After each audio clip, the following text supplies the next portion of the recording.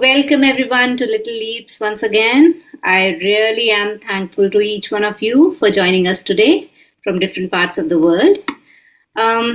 Every time your presence and enthusiasm makes these sessions so meaningful, I'm really, really thankful and grateful.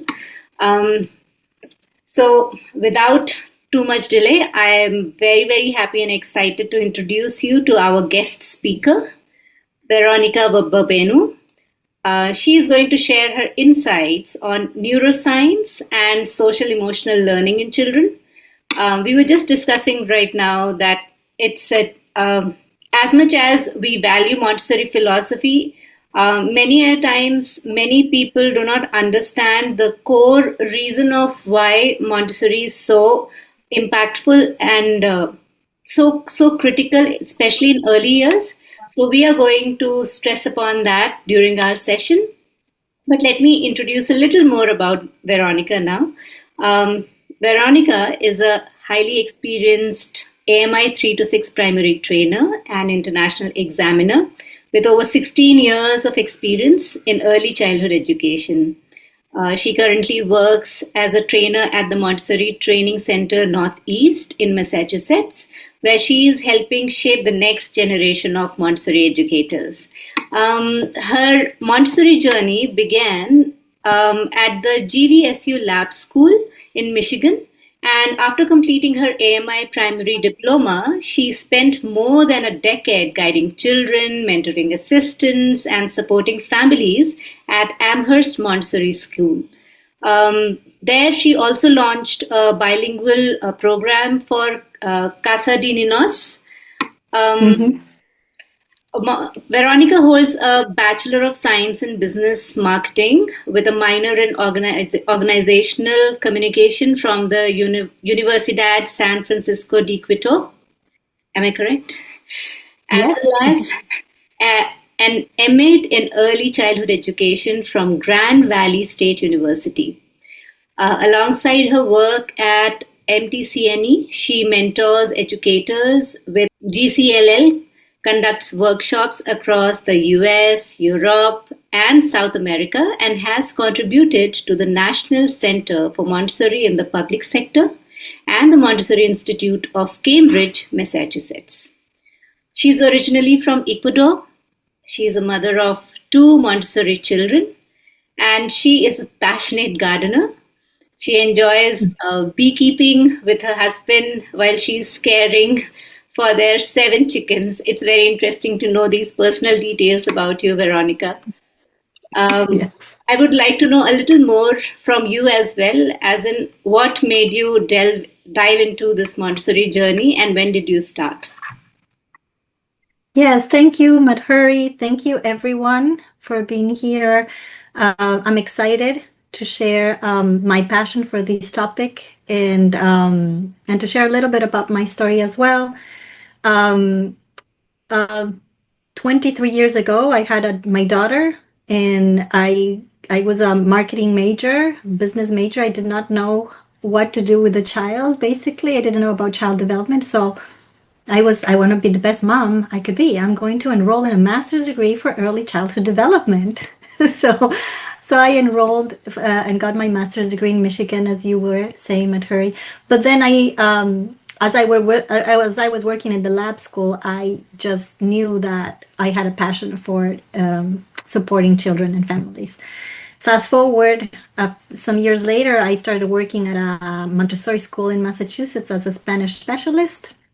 And then they offered me the job to open a bilingual classroom.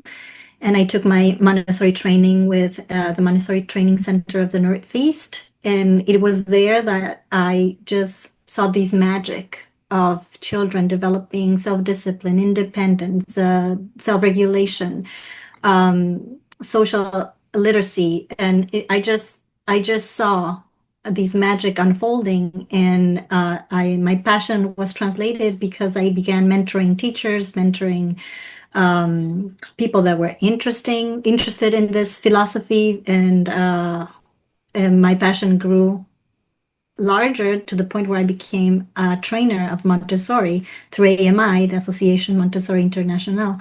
And now I'm delivering courses in Massachusetts and other courses in South America, Central America, and in Vietnam and Guatemala. So I just hope to continue to do this. But I was telling Madhuri that when I was working at the Montessori school in Massachusetts, a lot of my students were children of the professors in the universities around the area. And they wanted not only my explanation of the method with the view of what Maria Montessori said, but they also wanted to know what was the neuroscience, what was the the current science behind what I was doing with the children in the classroom. And a lot of times I just did not have the answers because I was not a neuroscientist.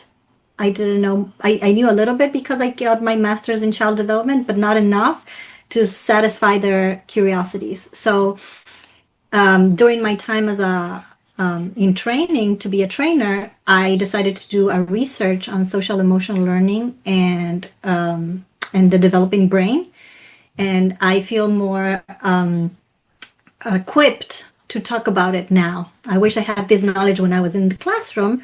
I didn't, but now I can share with other guides. And hopefully, if you have parents that want to know more or communities that just want to know more about Montessori and what current research is saying about what we're doing in the classroom, you will feel more equipped after listening to these sessions.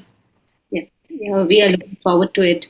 So to start with, let's start with Montessori's idea of absorbent mind. And I would like you to share a bit of your experience or your understanding of how would you relate this absorbent mind concept to what neuroscience says about how young children learn at home or in a school environment. Yeah, so Maria Montessori observed something very profound. She saw that from birth until about the age of 6, the child had a different type of mind, a mind that she called the absorbent mind. And what she tells us is that during this time, the child is not learning consciously. She told us that the child is learning effortlessly and is absorbing all these sensory stimuli around the child. So the child is absorbing language, the child is absorbing the values, the routines, emotional tone of the adults, small gestures of grace and courtesy that are happening around the house. All of that is being taken in by the child. And neuroscience is validating this idea because if you see modern brain imaging, we can see that those first 3 years of life, the brain is undergoing the most rapid period of growth. Just like Maria Montessori said, the child is taking in everything, and neuroscience is confirming what she said. So what neuroscience is calling this process is synaptogenesis, where the brain is creating billions of connections between neurons. So it's what the child is doing is imagine they're creating a city, and this city has a lot of roads, but these roads are not connected yet. So the child needs to make those connections, right? So, but not only the child has to make those connections, but the child also has to make those connections efficient. And for this to happen, there's a process called myelination, which is a fatty substance that is surrounding those synapses and making them more efficient. It's like having a road that is not paved, but then you pave the road and the cars can go faster. That fatty substance makes those connections be more efficient so that the information can go faster from neuron to neuron. And this makes the brain more efficient and allows the messages to travel through the nervous system in an efficient way. But the only way to build this is through repetition. So, for example, movement. we notice that toddlers are very clumsy, right? When they start learning how to move. They fall, they're like little penguins trying to walk, and then boom, they fall. But they start practicing and practicing, and in time, the child learns how to walk, then they learn how to climb, and then they just refine this movement. So what's happening in the brain? The brain is just making these neural connections as they're refining that movement. Myelination is happening. They're getting insulation in those neurotransmitters. And finally, the child is able to repeat that movement with more efficiency. So, so neuroscience is telling us that these years, not only movement is created, but also these our emotions, our values, all that is being created. And Maria Montessori talked about that. But during the first 3 years, as Maria Montessori said, we have these unconscious type of brain where we are more impulsive, when we are more instinctual. And neuroscience confirms this, and it tells us that the more dominant structures in the brain are emotional and instinctual because the frontal lobe is not fully formed. The frontal lobe takes many, many years to be formed. And the frontal lobe is the one that is responsible for conscious control, for self-regulation, and for planning. It's the one that's has a lot to do with the executive skills, that it's a concept that we've been hearing a lot this past few years, right? So as Maria Montessori said, and neuroscience says, the child is just absorbing from the 0 to 3 without filter, right? They are absorbing the chaos, or they are absorbing order and routine. Good and bad is being absorbed. There's absorbing people talking warmly to them and lovingly, or they're absorbing people talking to them with tension and maybe aggression or irritability. All that is being taken in. The routines at home, if there's consistency, all that is being taken in by the child unconsciously, right? And all these is what's going to be the foundation of the personality of the child, the language of the child, and their emotional style. But neuroscience and Maria Montessori both told us that around 3, this begins to shift. The child is not an unconscious learner anymore, but the child becomes a conscious learner, right? And it is because the frontal lobe is starting to mature a bit, right? It's starting to activate. So Maria Montessori called this child the conscious worker.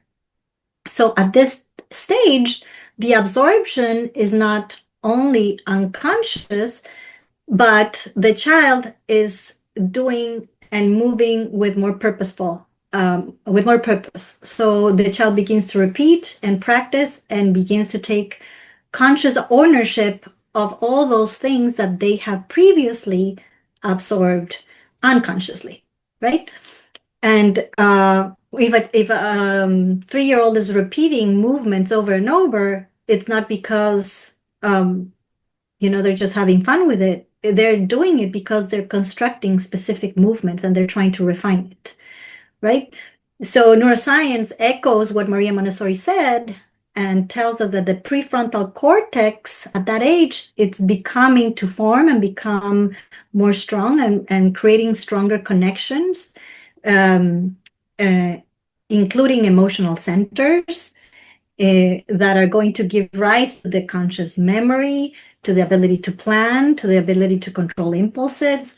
So all that is starting to happen when the child is 3. Before that, it was more unconscious, it was more instinctual, but right now that frontal lobe is starting to get activated, and that's why Maria Montessori called this child the conscious worker. And so from birth to 3, the child brain is like a sponge. They're soaking up everything without discrimination. So as parents or educators, what we can do is to provide a calm, to provide a nurturing environment, an environment that's ordered, where all these positive impressions can be formed. Because as I told you before, the child is taking in positive and negative impressions from the environment. Sensory input is not discriminated at that age. So we have to create just that right environment that is going to give the positive impressions for the foundation of the brain growth, right? But later on, when the child is, as I said, is repeating and refining movement, refining language, and practicing, then our job, I think, and responsibility as educators and parents is to offer activities, offer opportunities for the child to refine this. So in Montessori, we have different areas, right? We have an area called the practical life area, an area called the sensorial area, math area, cultural areas, and language area. And what we want is at home, we want to provide activities that are purposeful. So if you have a toddler and a preschooler at home, toddlers and preschoolers would benefit from activities that have a beginning, middle, and end, activities where they can complete a cycle of activity. So if you offer the child the chance to set up the table, for example, and they can help you by getting, the fork, then they go get the knife, first they get the placement, then the fork, then the napkin, then the fork, then the knife. And there's a sequence of that activity that is going to strengthen the pathways of the brain to become independent, to be able to focus, to have self-control. So you could see a child just pouring water or setting a table or watering a plant might seem just daily activities that have not a lot of importance, but the architecture of the brain is being created as the child is doing that. And everything that Maria Montessori said a century ago, it's now vividly confirmed today by neuroscience. Absolutely. And yeah, everything makes so much sense. But I just wanted to highlight over here, many families, they do not, or they are unwilling to send their children as young as 18 months. And even if they come and explore a Montessori environment, especially of a toddler's community, many families who have extended families with, having grandparents and other members of the family, they're like, what are these children going to do in this environment? As you said, whether it is doing a kitchen preparation activity or setting up their own meal table, it has a start, it has a middle and an end. But for adults, it seems to be so normal part of life that adults do not understand why the child needs to do it, why the child has to do it so young when eventually they will get this chance or opportunity to do when they grow old. So how can we bring in this idea and explain this to families? Why is this so important to introduce children to do these tasks at an early year rather than making them do it later? What can we do? Yeah. So I think the basic distinction is that we need to understand that the brain of the child is different from the adult brain. We do things because we need to complete a task quickly. We want efficiency. We want to get it done because we need to move to the next activity, right? We typically, if you're going to wash clothes, we do it because it's a need that we have. We want to wear clean clothes, and that's what we're going to do. We're going to wash them so we can wear them tomorrow. But the child is creating their personality. They're creating and constructing their character. So what they're doing when you give them the Montessori classroom, sometimes we have these wash basins where the child can wash rags and clean them and then put them and hang them to dry. The child is constructing movement. The child is being able to internalize each gross motor and fine motor movement that they're doing, and they're mastering and perfecting it. So we're seeing a child washing clothes or rags as a mundane activity, but what the child is doing is they're developing balance as they're trying to accommodate the equilibrium of their body while they're trying to focus on the movements to wash. They're developing gross motor movement. They are developing focus and concentration because they have to follow a sequence within the activity in order to complete it from beginning to an end. They have to remember what goes first, what goes second, what goes next in order to complete the whole thing. That develops focus, concentration. Once the child finishes an activity, they develop a sense of joy and autonomy and agency because they did something by themselves, and that promotes resilience. So the parents might not understand all that's being constructed. The child is also constructing memory and logical thinking. We as adults already constructed that. By the age of 6, the child shifts from an absorbent mind to a rational mind, where they have logic and reason already embedded and it's being developed. And that's why when they go to elementary, they're just curious about everything. They want to know how everything works, and they want to research and go out and know why lizards do what they do and why sharks do what they do. While the child in primary from 0 to 6 is just developing this ability to reason. They're constructing their memory and logical reason. And we have to give them activities that support that development of memory and logical reason. So, but it is hopefully this is something that teachers can take with them when they're explaining to the parents why they have the activities they have in the environment. Yeah, that's so true. Actually, Jose, you have to share something. There was some question in my mind, but I actually I've lost it, so I'll come back. Jose, you have to share something. Please go ahead.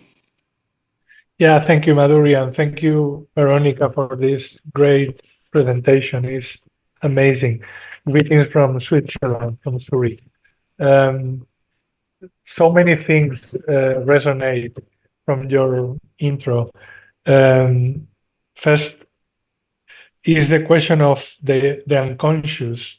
That I'm working with artists and scientists in a project right now to work with the unconscious from this children perspective. I mean, the creativity is so interesting how our brains work, because we create also when we are not consciously trying to create. There are processes behind unconsciously that are working when you are taking a shower or walking on the forest or whatever, that something emerge unconsciously and connect thoughts precisely when you are not focused on the problem or on the idea. And my question is this, that is something that is happening when you are an adult, can be also relayed in this phase of unconscious from 0 to 3 years in the development of the child. So this is one question. A second question is, what do you think about this phenomena of the neuron pruning? You know that children, they connect meaningful learning when they are sleeping.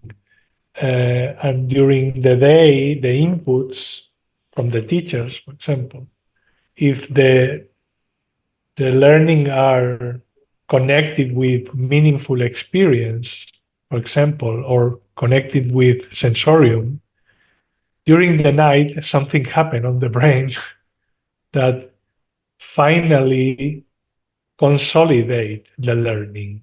So this is something so interesting for me, because maybe a friend of mine always tell me that the teacher should be more focused on the night than during the day, because it's during the night when something happen in the brain of the child that can be in the mid-long term in their brains? And finally, what do you think about play in the child brain during this first period that Dr. Montessori saw in this absorbing phase? What is the role of play on the children to absorb all these inputs everywhere, every place, every time, is play a kind of way to order this messy reality? Sorry for this bombardment of questions, but it's so interesting your presentation. Thank you. Yes, no, of course, Jose, thank you. So to answer your first question, so this concept of the child having these unconscious mind from 0 to 3 and the conscious mind from 3 to 6 only happens within that first stage of development from 0 to 6. We will never again have an absorbent mind. So as adults, our mind is different. So what you are talking about when we are unconsciously, maybe when we're taking a shower and we're just ideas are just there unconsciously, and then suddenly our creativity sparks and we can use that those ideas that we had and put them into a project. That is your salience network at work. So we have a network in our brain that's called the salience network that is responsible for the daydreaming, for having all those thoughts that are unconscious, and then suddenly the salience network works with a with a executive network, and then the executive network is able to bring out all those unconscious thoughts and help you put them into a project or an art piece or playing a music piece. But it's all done, it's a different type of brain because you already have all those ideas, patterns, information already in your brain from when you were young. And now you can logically organize all that and make it into a creative project, The child, when it's 0 to 3, they're not doing that. They're not taking all the information that they collected and using it to create a project or a piece of music or art or be able to give a presentation. They're just taking it in. They are not discriminating. They are just putting it in what Maria Montessori called it the neme, which is almost like a space in your mind where you just recollect everything from 0 to 3, and then from 3 to 6 and so forth. What you do is you take those sensory input information that you had in your mind, and you begin to classify it. It's almost like having a library. So at the age of 3, your mind begins to try to classify all those sensorial impressions. So you begin to see, oh, all these things that have this color are called blue. And you organize it in your brain, that's blue.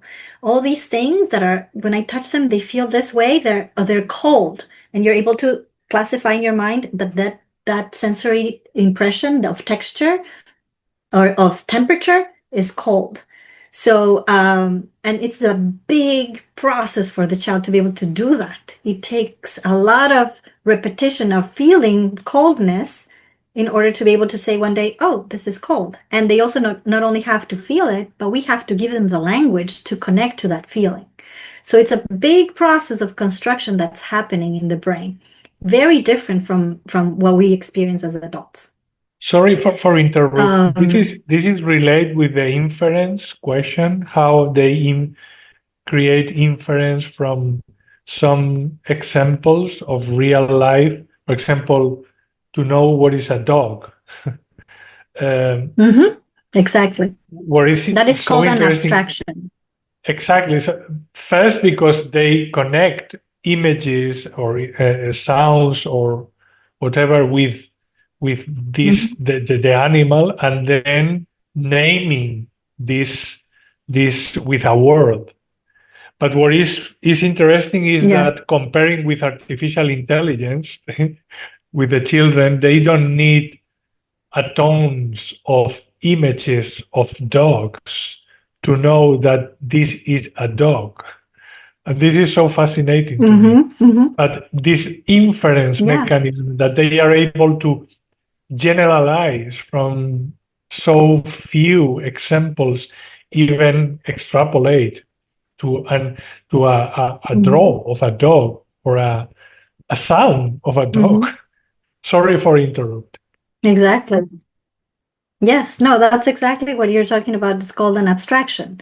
Once the child has had enough images or the sensory input, texture, sound, auditory, smells, then if they have had enough repetition of that sensorial experience, then they can begin to recall, oh, that's a dog, because I've seen since I was a baby, I've seen this, and my parents, everybody called it dog, and the dog makes this sound, and then in their mind, they're just from 0 to 3, they're just putting that in their image. But then when they're older and they start to talk, they say dog because they've had all these experiences, and now they have an abstraction for that.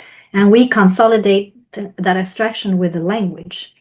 That's what we do as educators. We try to do that. Yes. Remind me, your second question was something about consolidating. Yeah, the second question is this fascinating phenomenon of consolidate learning during the sleeping, during the night. Oh, sleeping. The Okay. children. And this Yes. neuro pruning phenomena that is so interesting. Yes. Yeah. So the pruning, as you're talking about, I know neuroscience, they have a phrase that they typically use, neuroscientists, when they're talking about these pruning concept, which is use it or lose it. So if a child has been exposed to certain experiences in the environment enough, they're going to consolidate and integrate that learning, and it's going to be part of their life. But if those experiences are very random and just a few, they're going to prune that. Their brain is going to tell them, oh, you don't use that enough to be able for me to myelinize, to create this fatty substance in that synapse in order for me to want to use it more. And then it's being pruned. And at that point, the child just doesn't use that anymore. So let's say the child rode a bicycle or a tricycle when they were in preschool once, and then they never again were exposed to that. Maybe if they want to learn later, it's going to be a bit more complicated because when they were young, they were not exposed to those types of movements, that motor movement. Not saying that you cannot learn things later, because as we know, the brain has plasticity and we can learn new things. That's why if somebody had an accident and they lose mobility, with enough therapy, they can regain that ability to move. So I'm not saying it's not possible for us to learn, but it's not as easy as when we learn in that first phase of development, because there's critical periods for development that are manifested in that way. And so yes, and about your question about learning and consolidating what we've learned, what happens at night. So there's an area in the brain called the hippocampus, and so we're taking in all these learning throughout the day, right? And this happens not only with children, but also with adults, all of us. We are learning. You're learning right now. You're taking in all these information, right? And then at night, our brain is going to decide what part of the experiences that we took in are things that are going to build the synapses to form the knowledge that we are going to use moving forward. And whatever our brain decides that is going to be pruned is flushed at night. So sleeping is our way. It's like a washing machine where all those things that we learned or experienced in the morning during the day are going to stay in our brains, and we will continue to make connections, neural connections, or are they going to be flushed and pruned at night because our brain decides, I don't need that? So as you're listening to me, there's going to be a lot of things that you think are relevant that are going to be activated in your frontal cortex, and you're going to say, oh, I want to use this. and that you're giving that message to your brain. And there's going to be some things that you're like, that's not so interesting to me. And that might be pruned while you're sleeping, and you'll probably forget. And you don't know anymore because take a lot of things during the day, a lot of experiences and learning during the day, but at night they need to flush the things that they're not going to learn or they're not relevant for them at that moment. Because if they don't have good amounts of sleep and they don't have this time to clean the hippocampus, then there's not room for new learning to happen. So sleeping for children is very, very, very important, and for adults. But children need more hours of sleep than adults do. So if you're an educator, a stress to parents that sleeping is a must for children, especially in the first plane of development. Thank you, Veronica. And the third question was about play, right? You were asking about play. So Maria Montessori told us that work is the child's play. So in the beginning, Maria Montessori gave children toys, just regular toys like dolls and cars for them to play in the environment. But then she started to put materials that had a purpose, for example, watering plants, or for example, washing a table or washing chairs, or she put activities like preparing foods for others. And she also had a sensorial area where there were materials to discriminate dimension, to build towers with blocks. She put materials to discriminate with color. And she began to notice that instead of using the toys, the dolls and the cars and things like that, children began to gravitate to these other activities that had more purpose, that had a beginning, middle, and end, that were more sequential, because they invited more focus and concentration, and they liked how they felt.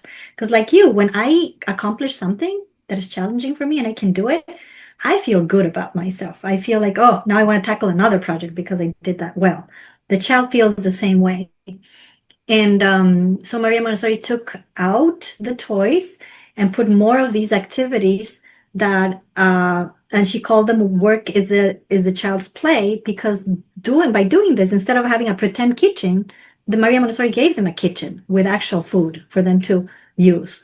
Instead of pretend washing or bathing the baby, she actually had a washing station where they could wash rags and do the whole thing just like adults. But everything was in child's scale. Everything was made for the child's small hand. Small washing basins, small chairs, small pitchers, so that they could complete the activity to their level, right? Because they're small, they're young, and they needed things that were child size. But yes, she thought that during play, this purposeful play, with sensorial materials, she had some puzzles too, things that engage the mind, the hand, and the body. If the child was exposed to these types of activities, she saw the whole child transforming and becoming this new child, filled with confidence, joy, wanting to help others because they had these skills that they acquired. So yeah, that's how we do it in Montessori. That's the child's play in Montessori. It's purposeful activity. Thank you, Veronica. So very. Thank you. Great questions, Jose. Yeah. Thank you for those questions, Jose, because I think you covered most of the questions that we would anyway have discussed during our session. So coming back to what I was going to ask, Veronica, whenever I'm visiting many schools and I'm interacting with the educators, many educators complain about child not interested in a purposeful work. In fact, instead, they want to escape a purposeful work and move towards something where it's just fun, and they do not have to exert more of their physical and mental energy. And it is convenient for the educators as well. So they also are pretty much letting go and let the children work with whatever they want. While it may be true and it may not be, I don't know. But when I started observing the environment, what I see is that many of the educators don't even understand what activity will really be suitable for a certain child based on their stage of development. So to those educators, how can we make them understand what kind of activities will be fit for a child in order to develop the interest? Because sometimes I see that a child who is 18 months is introduced to washing dishes. The child is still not ready to work with the basic activities such as watering plants and then mopping the area where water is spilled, but they are moved and introduced to washing dishes, say for example. So how can we make them understand that, this child, it has come in the environment, and not that, we don't have the age and the stages and the work which defines at what time a child has to be introduced with certain activities, but yet I see it just goes haywire and the educators get so overwhelmed with children crying that they forget all about that learning, and then they just want to settle the child by moving them to anything that they like. So what message would you like to give those educators for them to understand how, instead of letting go and letting the child do what they want or work with what they want, actually giving them the right activity will settle them better and give them a more better, focus, self-esteem?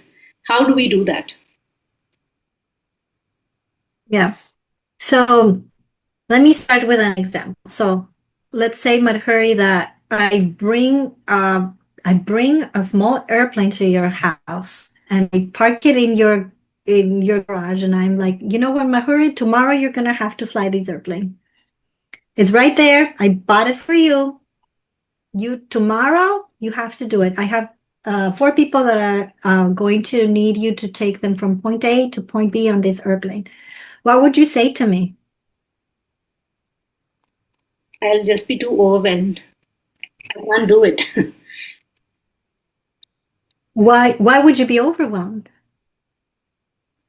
I have no experience, so I might be fascinated with an airplane in my compound, but because I don't know how to operate, I would be very scared to use it. Exactly. And that's what's happening to children when we offer activities they're not ready for yet.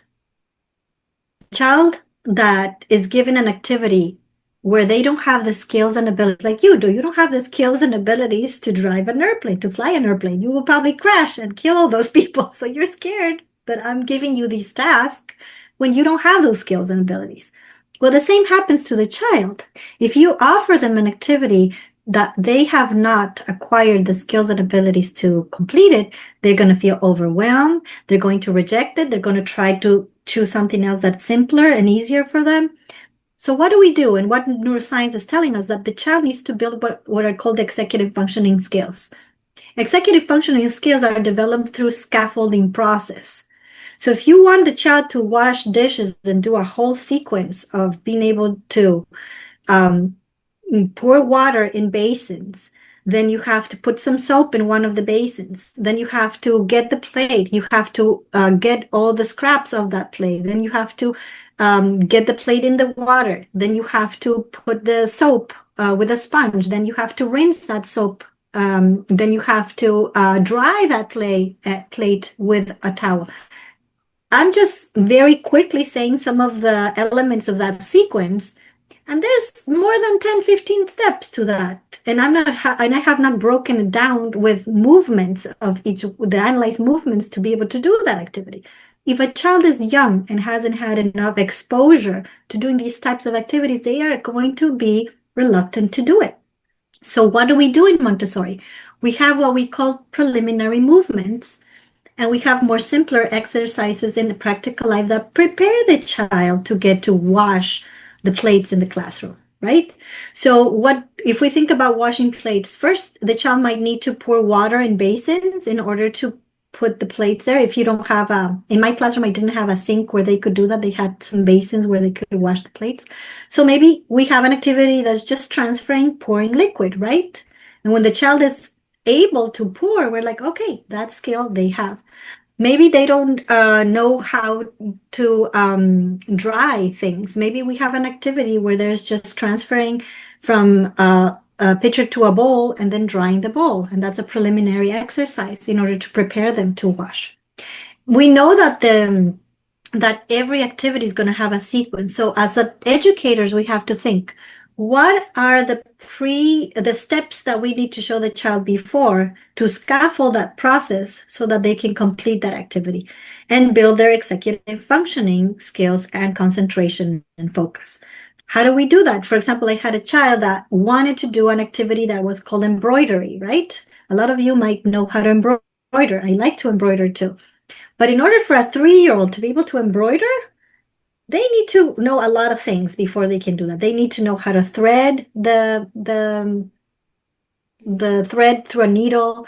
They need to know how to make a knot. They need to know how to follow a pattern going in and out when they're sewing. There's a bunch of steps before they can actually embroider. So I broke down that activity in several micro activities, mini activities that were isolating the difficulty to the point where the child could get to that one. So I think the educators need to sit down, see the activity, and say, what are the skills and abilities the child needs to complete this activity? Because if the child doesn't have them, they're going to go and choose something else. And they're going to say, no, I don't want to do that. No, that's too hard. No, I don't want to try that. But if the child has the skills and abilities, they're going to openly accept that invitation and that presentation. Absolutely, and I love the example of the airplane. It makes yeah. So I hope it didn't scare you. You're like, Veronica, you bring the airplane.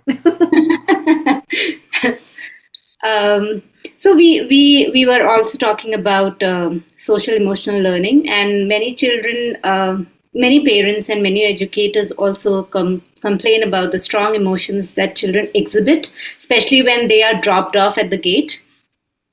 Some children, for example, like I said, I have been visiting certain schools, and there are certain schools where parents are also allowed inside the school campus, not inside the environment, but inside the campus.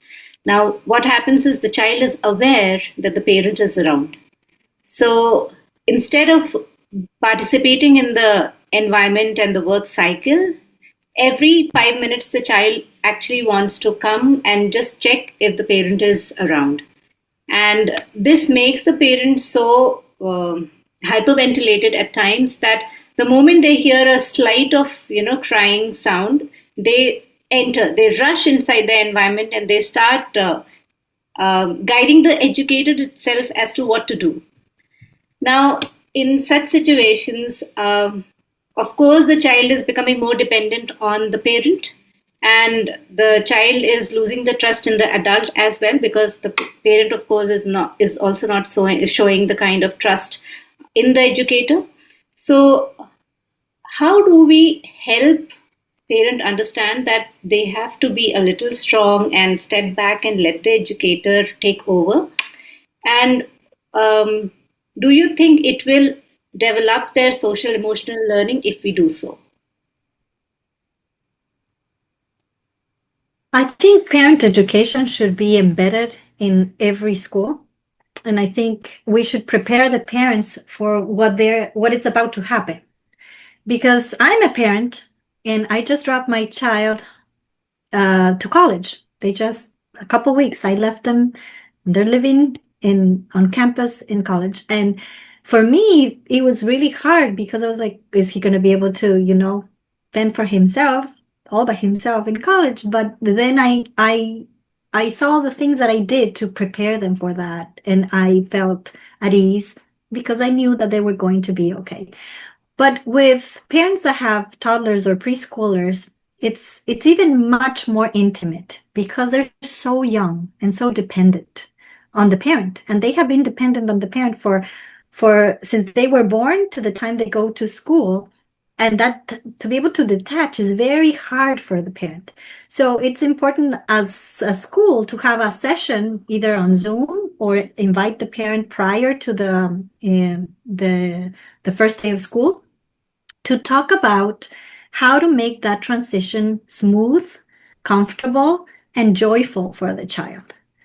So things that I do is I do this parent education night before we begin class, where I talk about what is happening to your child. So your child, basically, we have a neuroscience calls these mirror neurons. Okay, so if I begin to eat some chips right now, or maybe if I begin to drink my delicious warm chamomile tea, some of you are, I want something hot right now. Maybe if it's hot, it's cold, if you're in a cold place.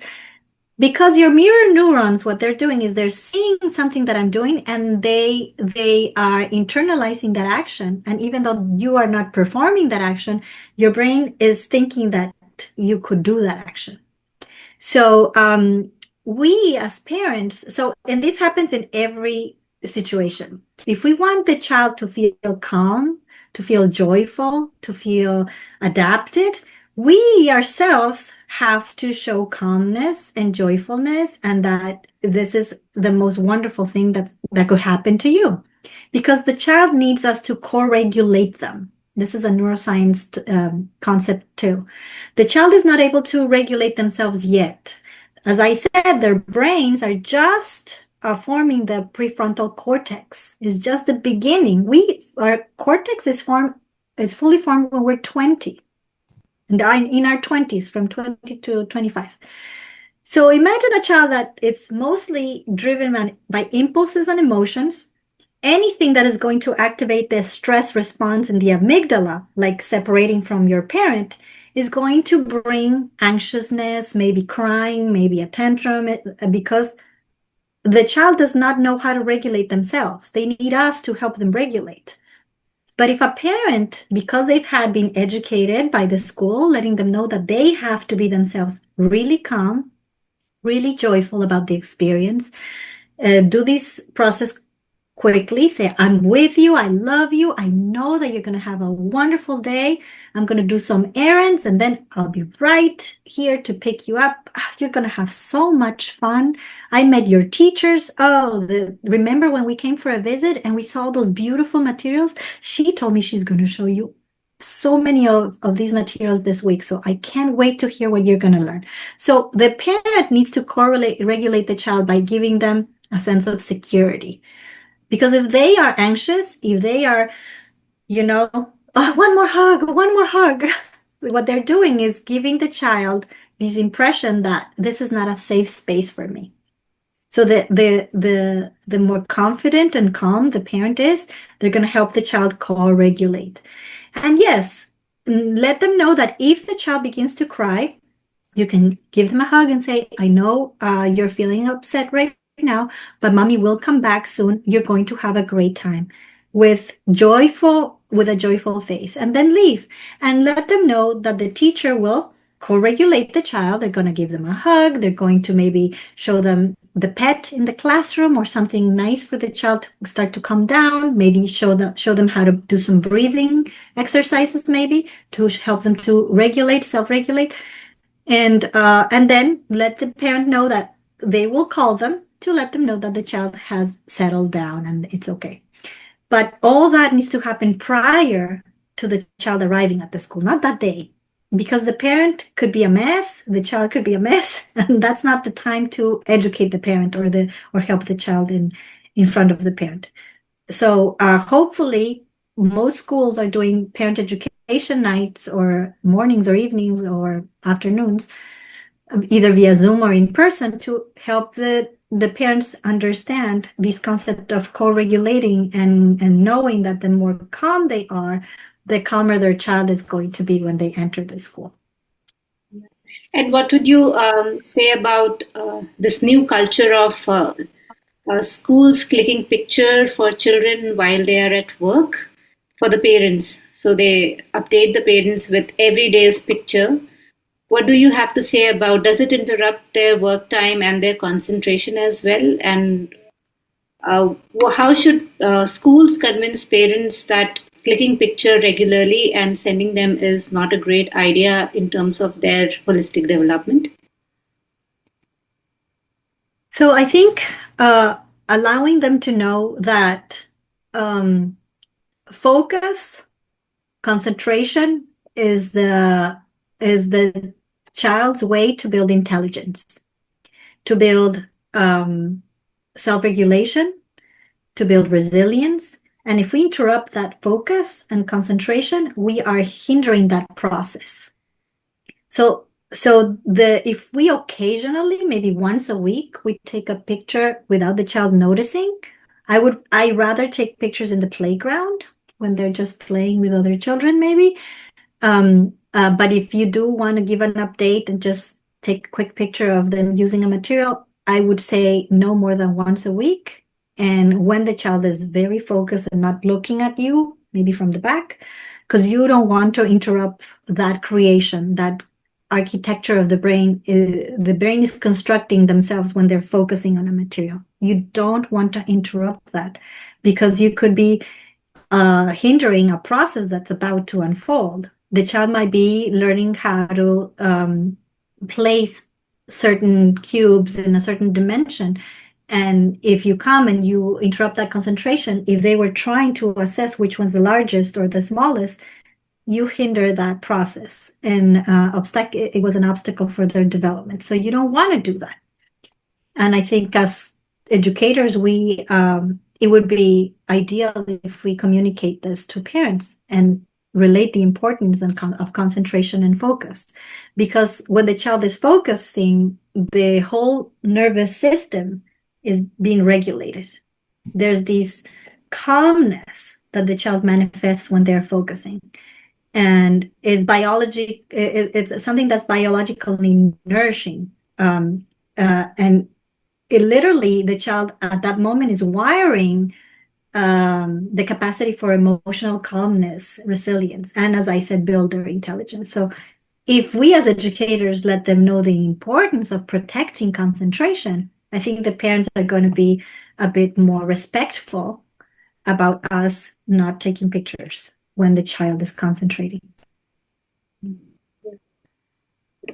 Thank you for sharing your insights, Veronica. We are almost towards the end of our session. If any of the audience still have any questions, they can share or they can ask.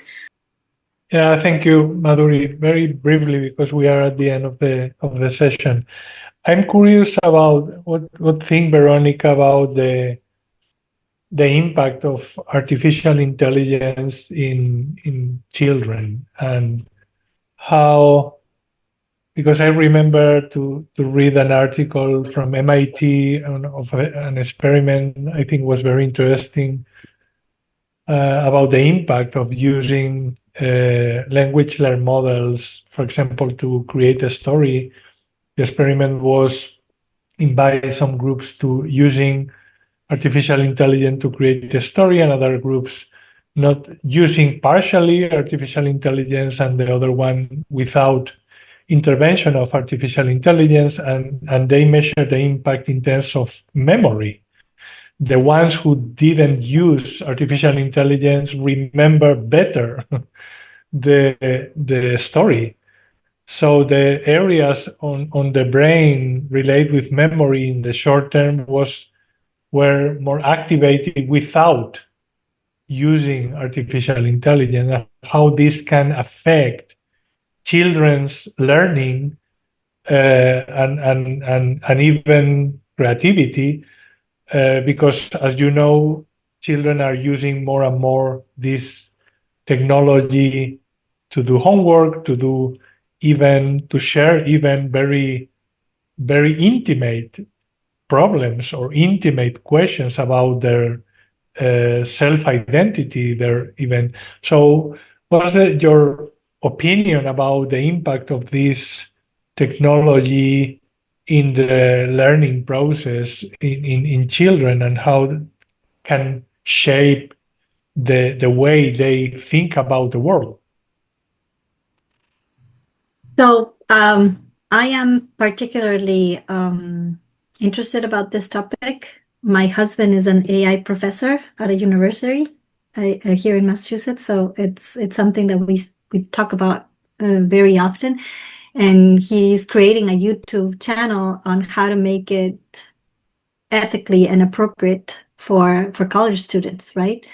So it is a big topic right now. I have to say, because my expertise from 0 to 6, technology, I don't think has a space in a classroom with a sensory motor learner.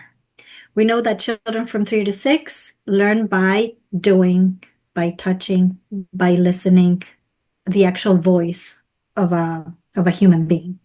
So I think if you are in early childhood, I think we want to bring materials that are didactic, materials that the child can touch, can feel, activities that the child can use, activities that in language that you are the one that is offering language and stories, real stories, fiction or nonfiction. For older children in elementary, I think we have to be careful about how they use artificial intelligence, because this is the child that is in a stage that Maria Montessori called the cosmic education. So they do want to know the facts about everything. You know, what's the biggest volcano? What is the most dangerous shark? How was the light invented? Like, they want to do all these facts. They want to know. If artificial intelligence is used to satisfy curiosity so that then they can explain to others, because the best way to learn is when you teach somebody else. So the best teacher is the teacher that has the chance to share their knowledge to their pupils. And that's why we have a multi-age classroom in Montessori, because the older children are showing the younger children, and the younger children are taking in through those mirror neurons all these activities, behaviors, customs that the children that are older are showing them, right? The same way, all in Montessori elementary environments and adolescent environments, there's a multi-age approach where they learn from each other. So if they're using AI to gather information in order to satisfy a curiosity for building a project and then presenting and integrating that learning, I believe it could be a tool that it could be a tool that could benefit a community. But if it's going to be something that they're just using for every task that they're doing, and there's no creativity or integration process in that, because you are just being given something that's been fed to you without the process of thinking, analyzing, interpreting, I think it could become an obstacle. Thank you, Veronica. No, thank you. Great questions, Jose. Thank you, Jose. So we have Deepthi. I will divide her questions into different parts. So her first question is how to support a child in a Montessori environment who does not take to setting boundaries very well and cries so loudly that all the other children get disturbed. This is when at home there is no limits and consequences followed to help the child feel secure. So just from the information that you're giving us, it sounds you're hitting the nail on the head. It sounds like that child doesn't have structure, routines, and discipline at home. So that's why they come with all these in this dysregulated state already from home. So I think the answer has several parts to it. I think parent education is something that as educators we need to work on and talk about freedom and limits, why the limits are important, and how we can set up an environment that has freedom and limits at home. And as educators, we can do that during parent meetings or even just, I had a family that was like that. They had an only child. This child was given every freedom, little consequences. So he came to the classroom just like that, very dysregulated. When we said no to something, oh, that child would just give throw a fit.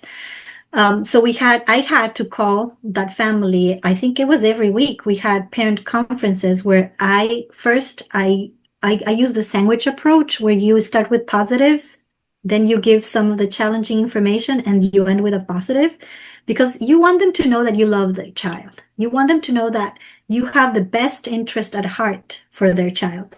So first, you're going to give information about all the amazing, wonderful things that that child is doing in the classroom. And then, little by little, start sprinkling some of the challenges you're facing and offering some solutions for home and for the classroom.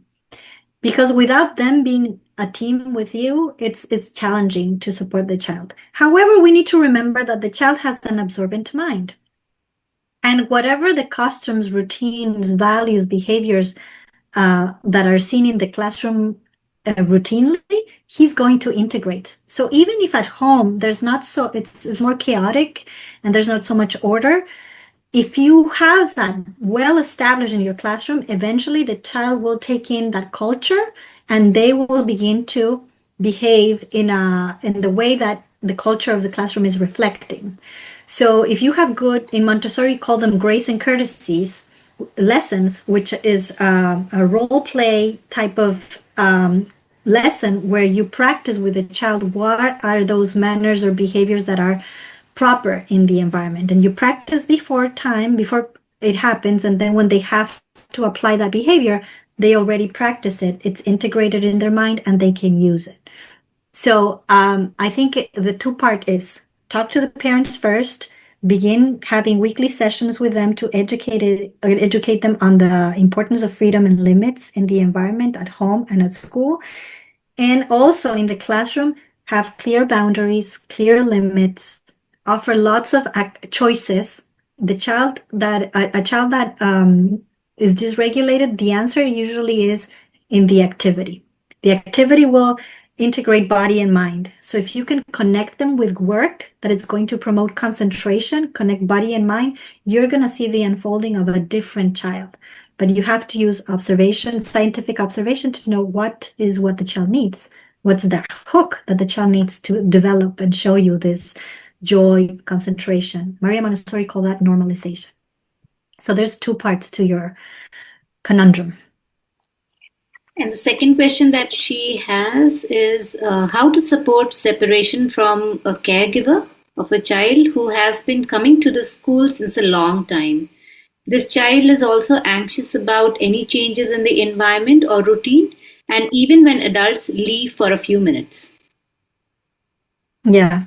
So as I said, the most important thing for a child, before you can even teach them anything, is safety and connection. A child that does not feel safe, adapted, connected in the environment is not going to be able to learn anything you present to them. So the first step is build a relationship with that child.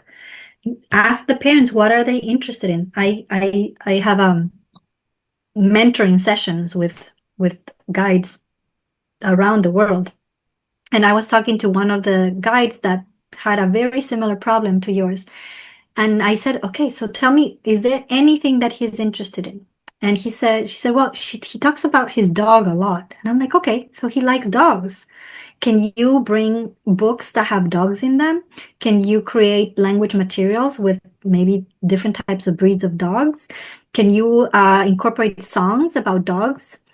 Like, just draw him with something that interests him and build a connection. Once you build a connection, then you're going to be able to present the material that promotes concentration, and then you're going to see the unfolding of a different child.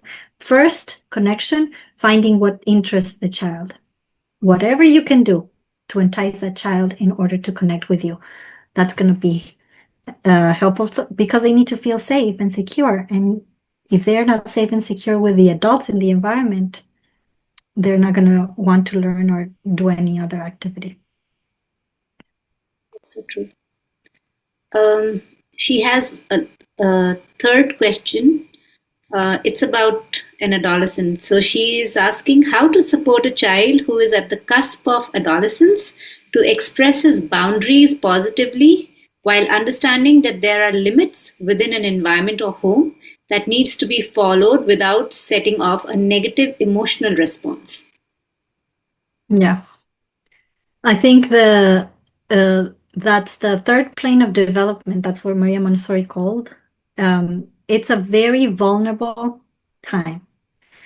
This is a time where the child is being flooded with all these hormones and they don't know who they are. They don't know how to act. They have emotions that they cannot control because their prefrontal cortex uh, is forming, but at that point, because of the hormones, it's just all over the place. So their amygdala reacts easily. They're very emotional.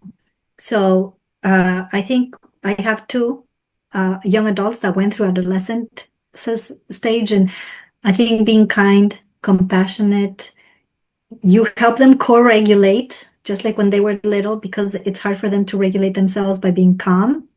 Like if they start to raise their voice, your voice should be calmer. You have to be reassuring but firm about the guidelines. Explain the guideline, why it's important in your household. Let's say the guideline is that they have to help with the dishes at night after they have dinner. They have to help clean the dishes, and that's a guideline.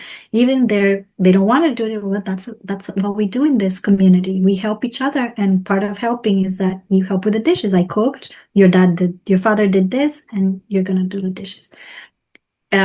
Give them as much choice as possible. So if you are going to have certain guidelines or rules, talk to them, sit with them, and you say, well, what do you think would be fair?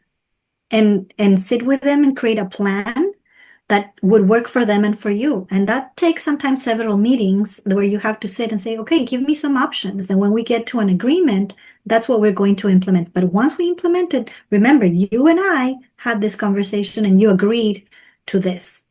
So a lot of compassion, communication, co-regulate them by you being the calm one. Don't lose your cool, and allow them to have their space. They need alone time a lot. They like to think. Sometimes they journal. Sometimes they do art. Sometimes they write. Sometimes they just want to talk to friends, and that's okay because they need their space. They're building their identity now, their social identity.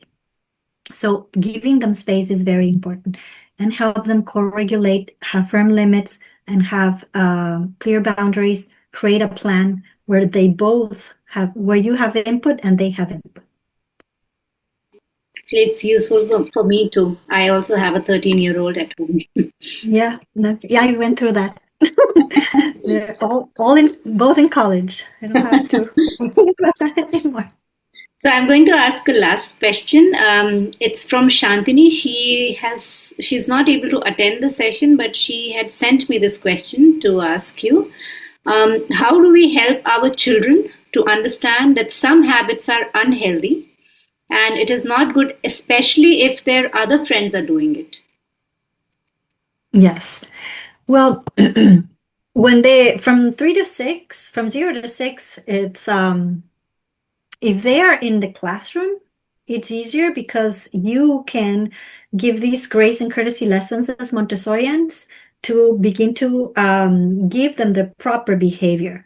And then the older children, because in Montessori, they're with you for 3 years. When the older children integrate that behavior, they're models for the younger, and then the younger begin to emulate the older, and those bad behaviors disappear because the older children are the ones that are the role models.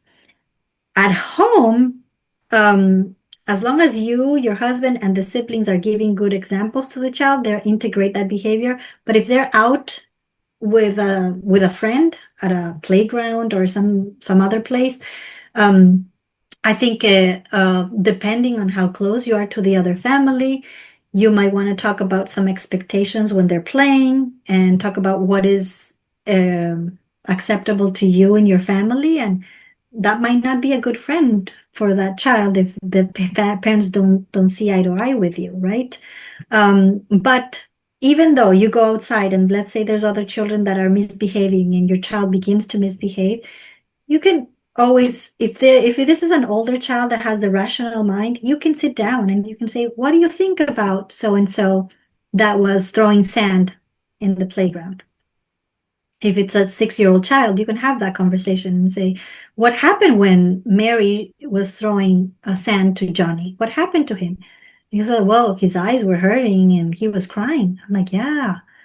How would you feel if somebody threw sand at you and it got into your eyes? And they might say, well, I wouldn't like that. It would probably be uncomfortable.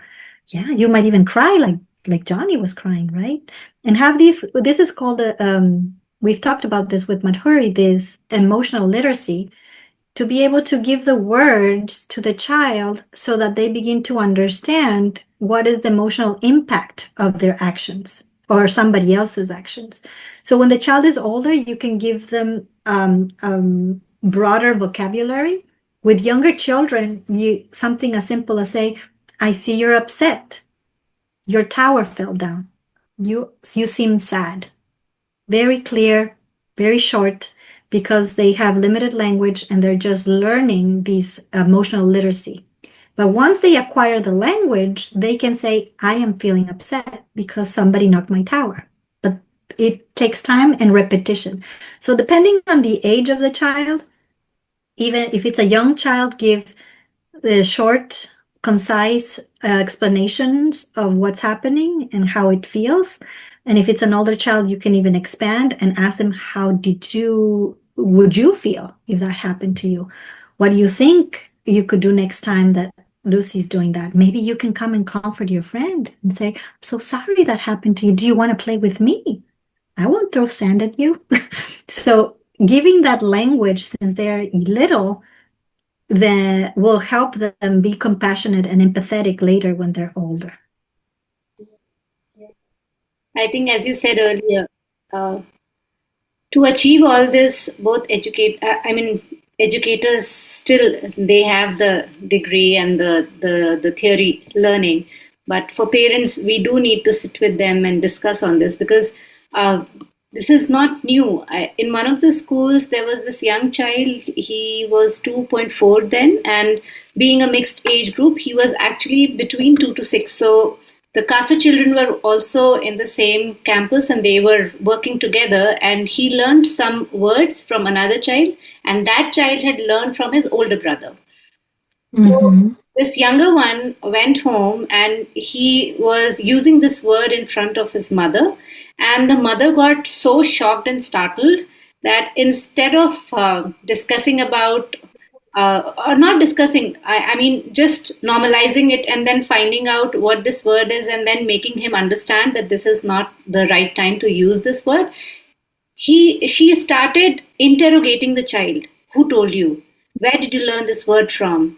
And eventually she started asking so many questions, so many probing happened that this child stopped communicating with the mother. And because the communication stopped, the mother was so stressed. She came and she had a meeting with the school, blaming the school, saying, the child is learning from here. What kind of environment are you creating for my child? And it was a 40 minutes meeting for the parent to understand that this is not what we are doing, but this is what a group is doing. And we are working on that around our grace and courtesy activities. So, yes, it's the parent who needs to. And I think parent education is what we need to do. Give them the tools to know, because negative things are going to happen even in the environment. Somebody's going to push someone. Somebody's going to bite someone. Like these things happen in the environment. But we don't focus on the negative behavior. We redirect, remove the victim, try to put them in a safe space. But we don't give a lot of attention to the negative behavior. What we do is refocus to what's positive.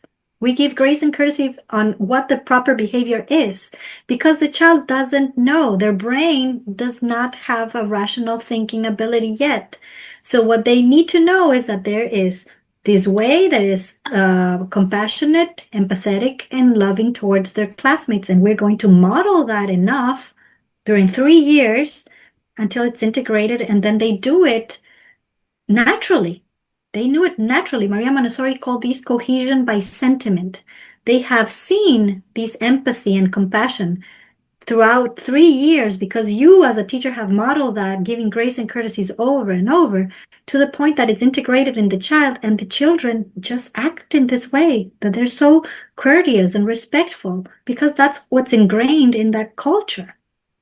But it's a big work and responsibility for the guide and the assistant in the classroom. And at home, the parents need to model these behaviors, not focus on the negative, but just redirect the child, connect them with something different at home, and then model the proper behavior. Next time, let's say, I don't know, there's a child that is playing with a shovel and another child comes and takes the shovel away, and that child pushes the other child. Instead of the mother saying that, no, we don't push the child and make a big deal out of it, we remove that child from that situation, connect them with something else, and then at home we can say, guess what? Today, not that day, another day, because this is preventive medicine. We're not going to react. We're going to be preventing something. So we're going to say, let's pretend we're at the playground. Let's pretend I take a shovel from you. I'm going to show you what are some of the things we could do. Maybe if I take a shovel from you or a toy that you like, you could say, please don't take that toy because I'm still using it. Let's practice. And then you play with them. We take turns playing the roles, pretending with a toy that somebody takes it from you, and what can you say? So next time that child is in the playground, instead of pushing or hitting the other child because they took a shovel or a toy, they're going to say, please don't take that away from me. I'm still playing with it. They don't do it because they don't have the emotional literacy to use the proper behavior. They don't know. But if we give them these scripts that they can learn and they have an absorbent mind, so they're going to take in that language, then they're going to use it, and that builds compassionate, caring, respectful children. So well said. Veronica, it's so beautiful to hear you. I feel like continuing to listening to whatever you are saying. It's so insightful, meaningful, and the examples that you are giving are fantastic.